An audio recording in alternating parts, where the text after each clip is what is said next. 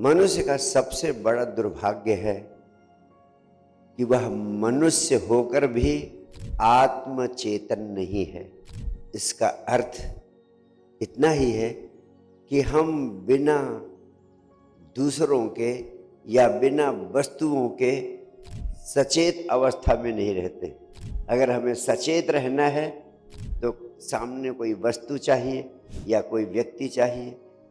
अगर वस्तु या व्यक्ति ना हो तो हमारी चेतना गिर जाती है, हम सो जाते हैं, नींद में चले जाते हैं। और जब तक कोई वस्तु या व्यक्ति सामने है तब तक हम उस वस्तु या उस व्यक्ति में उलझे रहते हैं। स्वयं में होने का उस क्षण भी अवसर नहीं होता।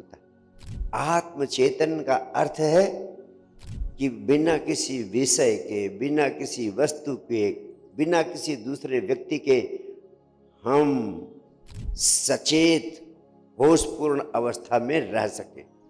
और जो आत्मचेतन हो जाता है वही इस अस्तित्व का सच्चे अर्थों में अनुभव कर पाता है। जो विराट अस्तित्व चारों ओर फैला हुआ है, जिसे इस पृथ्वी के ऋषियों ने कहा सर्वम खलु इदम ब्रह्म, इस संपूर्ण अस्तित्व के रूप में ही वह परमात्मा प्रकट हुआ है।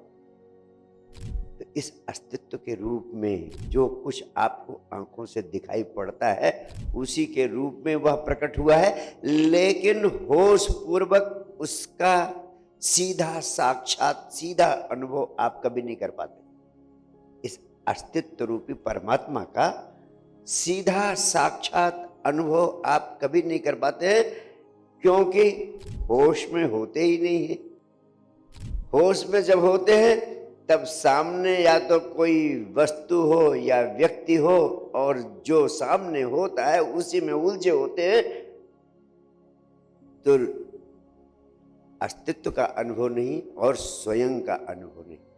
और इस स्वयं के अनुभव को, अस्तित्व के अनुभव को सीधे प्राप्त करने की एक ही विधि है, उसे अध्यात्म के वैज्ञानिकों ने ध्यान कहा है। इसलिए मैं चाहता हूं कि ध्यान की गहरी समझ आपके भीतर हो। तो ध्यान बहुत महत्वपूर्ण है, ध्यान की गहरी समझ हो, पहली बात। और दूसरी बात, ध्यान का अभ्यास हो।